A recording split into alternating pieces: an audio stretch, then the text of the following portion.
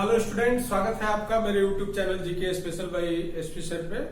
तो जो student banking की तैयारी करते हैं उनके लिए गुड न्यूज ये है कि आईबीपीएस ने 2020 के लिए अपना ऑफिशियल नोटिफिकेशन जारी कर दिया है।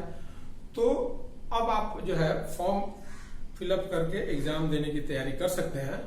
तो चलिए इस वीडियो में हम लोग यही चर्चा करेंगे। तो इस तरह का देखिएगा कि मैं एग्जाम अलर्ट जो परीक्षाएं होने वाली रहती है उसके बारे में मैं आपको सूचना देते रहता हूं। तो इसलिए जो है इस चैनल को आप सब्सक्राइब कर लीजिए और बेल नोटिफिकेशन को ऑन करके ऑल नोटिफिकेशन को ऑन कर लीजिए ताकि जो भी मैं वीडियो बनाऊं उसकी सूचना आपको मिलती रहे। तो देखिए इस वीडियो में हम लोग चर्चा करेंगे आईबीपीएस पीओ 2020-21 का ऑफिशियल नोटिफिकेशन आउट हुआ है। तो इसमें हम देखेंगे पार्टिसिपेंट बैंक कौन कौन से हैं और कितने कितने वैकेंसीज हैं, फिर इंपॉर्टेंट क्या क्या डेट्स है फॉर्म फिलअप करने के, फिर एग्जाम के, फिर एज कितना होना चाहिए और फिर नया आइटम जो परमिट किया गया है उसके बारे में चर्चा करेंगे थोड़ा सा हम लोग। और फिर एजुकेशनल क्वालिफिकेशन देखेंगे, फिर एग्जाम का पैटर्न, फिर कटअप मार्क्स देखेंगे कि 2019 में कितना कटअप गया था, और फिर सेक्शन और फिर मेंस एग्जाम का पैटर्न देखेंगे। तो पूरा सिलेबस, होल सिलेबस, क्या क्या सब्जेक्ट्स आपको पढ़ना है, तो इस सब पे डिस्कस करेंगे इस वीडियो में। तो चलिए वीडियो शुरू करते हैं। जैसे सबसे पहले देखिएगा पार्टिसिपेंट बैंक्स और वैकेंसीज बताया गया है उसमें। तो ये पब्लिक सेक्टर बैंकों के लिए है, नेशनलाइज बैंकों के लिए स्पेशली वैकेंसी होता है। तो देखिएगा इसमें बैंक ऑफ बड़ौदा में 0 दिखा रहा, मतलब उसमें कोई वैकेंसी नहीं है। तो नहीं है मतलब कि इसका देखिएगा बैंक ऑफ बड़ौदा अपना अलग से एग्जाम लेता है, उसको बोलते हैं post graduation diploma in banking finance. उसके माध्यम से वो जो है सिलेक्शन करता है पीओ का। तो उसमें 0 दिखा रहा है। फिर बैंक ऑफ इंडिया जो है एक बड़ा बैंक है जिसका 774 जो है वैकेंसी दिखा रहा है, 774। तो पांचवा सबसे बड़ा बैंक है और वैकेंसी देखिएगा इतना है। फिर उसी तरह से बैंक ऑफ महाराष्ट्र में नॉट रिपोर्टेड बताया। तो ये नॉट रिपोर्टेड का मतलब है कि अभी जो है उसके द्वारा रिपोर्ट नहीं किया गया है कि उसके यहाँ कितना वैकेंसी है। तो जब रिपोर्ट कर दिया जाएगा तो ये जो वैकेंसीज है इसकी संख्या जो है बढ़ जाएगी। मतलब कि फिर उसके बाद सेंट्रल बैंक ऑफ इंडिया में भी 0 दिखा रहा, मतलब उसमें कोई वैकेंसी नहीं है। फिर यूनाइटेड कमर्शियल बैंक में 350 जो है वैकेंसी दिखा रहा है। और कैनरा बैंक में जो है नॉट रिपोर्टेड दिखा रहा। ये बड़ा बैंक है, कैनरा बैंक बड़े बैंकों में से है, खास करके जब से बैंक इसमें मर्ज हुआ है सिंडिकेट तो इसका साइज और भी बड़ा हो गया है।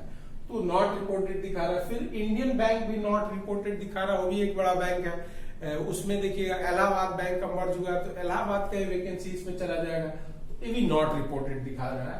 फिर इंडियन ओवरसीज बैंक में 0 दिखा रहा है, मतलब उसमें कोई वैकेंसीज नहीं है। फिर पंजाब नेशनल बैंक जो देखिएगा कि इसमें बहुत महत्वपूर्ण बैंकों का, यूनाइटेड बैंक ऑफ इंडिया का, ये सब का मर्जर हुआ और इसमें भी दिखा रहा नॉट रिपोर्टेड। तो पंजाब नेशनल बैंक में भी, फिर पंजाब एंड सिंध बैंक में 83 दिखा रहा, मतलब दिखाने के लिए केवल जो है बैंक ऑफ इंडिया और फिर यूको बैंक और पंजाब एंड सिंध बैंक, ये टोटल सीट दिखा रहा है आपको 1167 पोस्ट दिखा रहा है। इतना वैकेंसी एट प्रेजेंट है आईबीपीएस के पास। लेकिन जो बड़े बैंक है जैसे पीएनबी है, कैनरा बैंक है, या फिर यूनियन बैंक ऑफ इंडिया जो सेकंड बड़ा बैंक है जिसमें आंध्रा बैंक कॉर्पोरेशन बैंक का मर्जर हुआ है, तो उसमें देखिएगा नॉट रिपोर्टेड दिखा रहा है। तो जो बड़े बैंक है जैसे पीएनबी हो गया या यूनियन बैंक ऑफ इंडिया हो गया या कैनरा बैंक हो गया या इंडियन बैंक हो गया, तो इसमें कोई नॉट रिपोर्टेड दिखा रहा है, मतलब ये लोग अभी रिपोर्ट नहीं किया है कि उसके पास कितना वैकेंसी है। तो ये वैकेंसी जो है 3 से 4 हजार के आसपास हो जाने की संभावना रहेगी। तो ये मत समझिए कि अभी जो रिपोर्टेड वैकेंसी है वो बहुत कम दिख रहा है तो आप उससे हतोत्साहित नहीं हुई, बल्कि एग्जाम होते होते देखिएगा जितना नॉट रिपोर्टेड है जब रिपोर्ट कर देगा बस 3 से 4 हजार के आसपास ये वैकेंसी हो जाएगी। तो चलिए आगे, ये समझ में आ गया कि इन बैंकों के लिए एग्जाम होगा। फिर इंपॉर्टेंट डेट्स जो आपको याद रखनी चाहिए, वो जैसे ऑनलाइन एप्लीकेशन जो है आप फॉर्म फिलअप कर सकते हैं 5 अगस्त से लेकर के, और लास्ट डेट है इसका 26 अगस्त। मतलब ये 2 इंपॉर्टेंट डेट याद रखिए। 5 अगस्त से शुरू हो जाएगा और फिर इसका लास्ट डेट होगा 26 अगस्त। और जैसे ही 26 अगस्त का डेट खत्म होगा देखिएगा ठीक उसके बाद जो है 1 सप्ताह के अंदर में आपको IBPS क्लर्क की वैकेंसी आएगी। तो ये लगातार जो है वैकेंसी आने वाली है। फिर देखिएगा ऑनलाइन जो एग्जाम होगा, प्री एग्जाम होगा, प्रिलिमिनरी टेस्ट जो होगा वो 3 अक्टूबर को होगा, फिर 10 अक्टूबर को होगा, फिर 11 अक्टूबर को होगा। ऑलरेडी इसमें डेट मेंशन है एग्जाम का कि आपको कब जो है परीक्षा देनी है। फिर मेंस एग्जाम का डेट मेंशन है 28 नवंबर को मेंस एग्जाम होगा। फिर इंटरव्यू होंगे जनवरी 2021 में, और फिर फाइनल रिजल्ट जो है 1 अप्रैल तक ही आ जाता है। तो 1 अप्रैल 2021 तक। तो कोरोना वायरस की वजह से कोई IBPS के शेड्यूल में खास बदलाव नहीं हुआ है, जानिए। और फिर जो है तो ये हो गया कि एक इंपॉर्टेंट डेट्स है, ये डेट्स आपको याद होना चाहिए क्योंकि इसे क्वेश्चन ये बहुत जरूरी डेट्स हैं। फिर उसके बाद देखिएगा जैसे एज जो है, तो एज आपका मांग रहा है 1 अगस्त 2020 की अकॉर्डिंगली। तो 1 अगस्त 2020 के अकॉर्डिंगली जो है मिनिमम एज होना चाहिए 20 ईयर और मैक्सिमम एज होना चाहिए 30 ईयर्स। और SC ST के लिए जो है एज में रिलैक्सेशन होता है 5 ईयर्स और OBC के लिए होता है 3 ईयर्स। तो एज हो गया। अब जो आइटम जो एग्जाम आप देने जाइएगा तो उसमें आइटम जो परमिट किया गया है ड्यू टू कोरोना, तो इसमें मास्क जो है कंपलसरी है, आपको मास्क लगा के जाना है। फिर ग्लव्स लगाना है। फिर पर्सनल जो है आपका ट्रांसपेरेंट वाटर बॉटल होना चाहिए। फिर जो है पर्सनल जो है हैंड सैनिटाइजर होना चाहिए 50 ml का। फिर सिंपल पेन होना चाहिए आपके पास। और फिर एग्जाम रिलेटेड डॉक्यूमेंट जैसे एडमिट कार्ड होना चाहिए, ID प्रूफ होना चाहिए, फोटोग्राफ्स होना चाहिए। तो ये सब जो है चीजें देखिएगा एडमिट कार्ड में भी आपके होंगे, तो वहां से भी ये सब मिलेगा। अब इसमें एजुकेशनल क्वालिफिकेशन क्या होना चाहिए, तो 26 अगस्त है 26 अगस्त तक आपके पास जो है ग्रेजुएशन का सर्टिफिकेट होना चाहिए, डिग्री सर्टिफिकेट होना चाहिए किसी रिकॉग्नाइज यूनिवर्सिटी से, और कोई भी स्ट्रीम से, आर्ट्स, कॉमर्स, साइंस या बीटेक है, और कोई भी परसेंटेज ऑफ मार्क्स है। इसमें कोई जो है division percentage of marks fix नहीं है, तो कोई भी सभी लोग इसमें दे सकते हैं जो रिकॉग्नाइज यूनिवर्सिटी से जिनके पास ग्रेजुएशन की डिग्री है, और वो डिग्री 26 अगस्त 2020 तक आपके पास लिखित रूप में होना चाहिए। और उसके बाद का होगा तो फिर आपको नहीं, आप इसके लिए एप्लीकेंट हो सकते हैं, मतलब अपियरिंग है तो आप नहीं एप्लीकेंट हो सकते हैं। अब एग्जाम का पैटर्न और कटअप क्या है, तो देखिए जो प्री एग्जाम है 3 फेज में होता है। प्री होता है, फिर मेंस होता है, फिर इंटरव्यू होता है।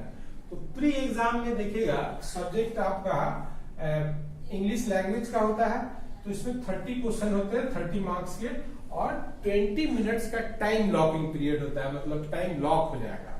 फिर क्वांटिटेटिव एप्टीट्यूड होता है जिसको मैथ बोलते हैं। तो 35 क्वेश्चन होगा 35 मार्क्स का, और इसमें 20 मिनट्स का टाइम होगा। और फिर रीजनिंग होगा 35 क्वेश्चन होगा, मार्क्स भी 35 और 20 मिनट्स का टाइम होगा। मतलब ये सब सेक्शनल टाइम लॉकिंग है, हर सेक्शन का टाइम लॉक कर जाएगा। तो टोटल 100 क्वेश्चन हो गए 100 मार्क्स के, और 60 मिनट का आपको टाइम लगा।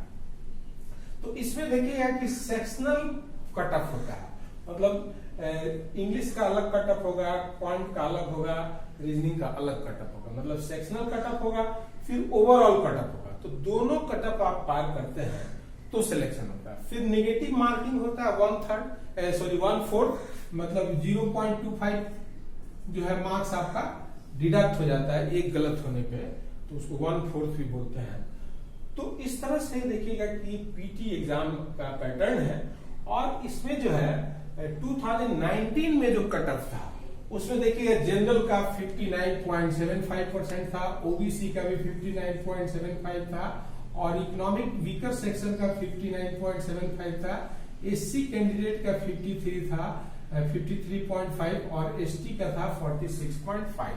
तो ये कट ऑफ आप देख करके देख सकते हैं कि आपको लगभग 60 मार्क्स जो है आपको अप्रोचिंग लाना है। पीटी क्वालिफाई करने के लिए अभी से 2 महीने का समय है, तो अच्छा खासा टाइम है। आप अभी से ही प्रैक्टिस कीजिएगा, अभी से ही तैयारी कीजिएगा, तो ये कंप्लीट हो जाएगा आपका।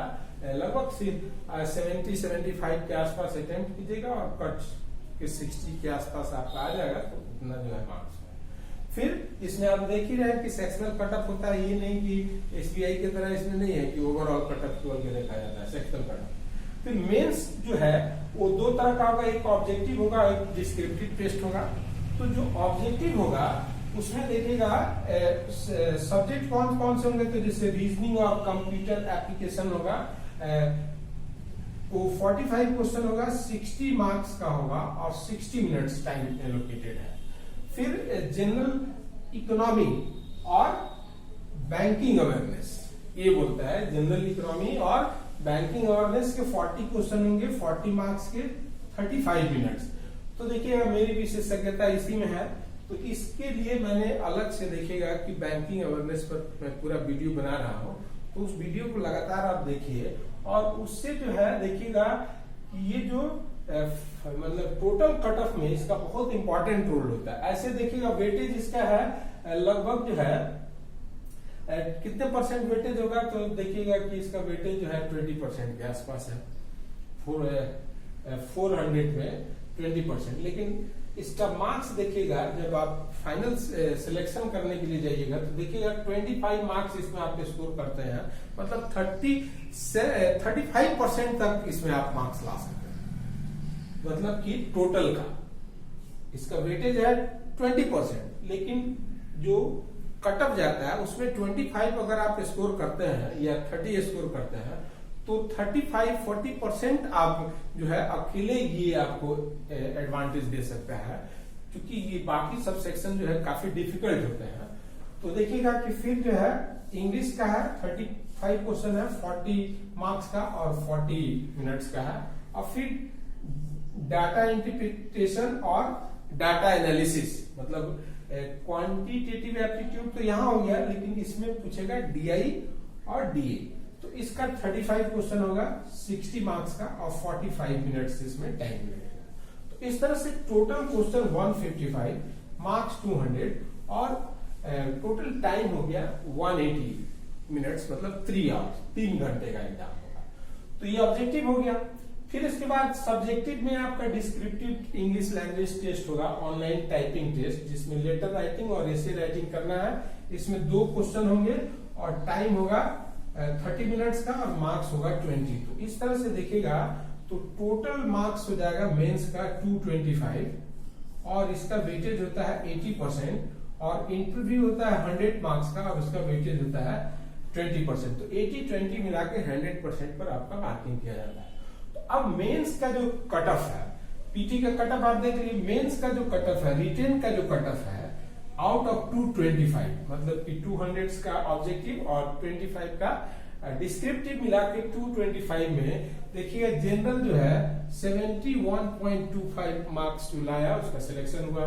फिर इकोनॉमिक वीकर सेक्शन का 65.88, फिर ओबीसी का जो है अदर बैकवर्ड क्लासेस का 70.25, फिर एससी का 55.63 और एसटी का 38.13, मतलब कि 225 में इतने मार्क्स लाने पे जो है आपका रिटेन क्वालिफाई किए, इंटरव्यू में अपीयर हुए और इंटरव्यू 100 मार्क्स का जब दिए तो 20% उसका वेटेज है। तो फाइनल जो कट ऑफ है वो देखिएगा मिनिमम, मैक्सिमम का मैं चर्चा नहीं कर रहा हूं, मिनिमम जो है ये 100% में 44.4% जनरल का और ईडब्ल्यूएस का 40.8% और ओबीसी का 40.3%, एससी का 36% और एसटी का 33.2% जो है कट ऑफ गया। तो इस तरह से आप देख रहे हैं कि डिफिकल्ट है, इसका लेवल जो है डिफिकल्ट लेवल का होता है, इसीलिए देखिए कट ऑफ जो है अंडर 45% में आप पीओ बन जाते हैं, अंडर 45% में। तो अंडर 45% में पीओ बन जाते हैं क्योंकि क्वेश्चन का लेवल डिफिकल्ट होता है। तो इसमें फिर इंटरव्यू का महत्व बढ़ जाता है, क्योंकि रिटन में मार्क्स आपको कम आते हैं और कम आते हैं तो उसमें इंटरव्यू में अगर ज्यादा स्कोर करते हैं तो आपका सिलेक्शन हो जाता है। तो इस तरह से जीके और इंटरव्यू का एक इंपॉर्टेंट रोल है मेंस क्वालिफाई करने के लिए और इंटरव्यू क्वालिफाई करने के लिए। तो इस तरह से मैंने जो है इस एग्जाम अलर्ट के तहत जो है आपको अलर्ट किया, आपको बताया। तो अब आप फॉर्म भर करके ये वेट मत कीजिए कि लास्ट डेट आएगा तब भरेंगे, अभी से फॉर्म फिलअप करके और तैयारी में जुट जाइए। और फिर मैं रेगुलर आपके साथ लगा हुआ हूँ, मैं डेली वीडियो बनाता हूँ, करंट अफेयर्स पे अलग, गवर्नमेंट की स्कीम्स पे अलग का देखिएगा प्लेलिस्ट मैंने क्रिएट कर दिया है, बैंकिंग अवेयरनेस का अलग। तो ये सब का तैयारी आप डेली 10-15 मिनट का तैयारी करके आप देखिएगा कि बैंकिंग में अच्छा मार्क्स ला पाइएगा। 75% से अधिक मार्क्स ला पाइएगा बैंकिंग अवेयरनेस में। तो इसके लिए मैं लगातार वीडियो बना रहा हूं। तो चलिए इस वीडियो में इतना ही। वीडियो अच्छा लगता है तो इसको लाइक कीजिए और चैनल को सब्सक्राइब कर लीजिए और मेरे अगले वीडियो का इंतजार कीजिए। नमस्कार, धन्यवाद।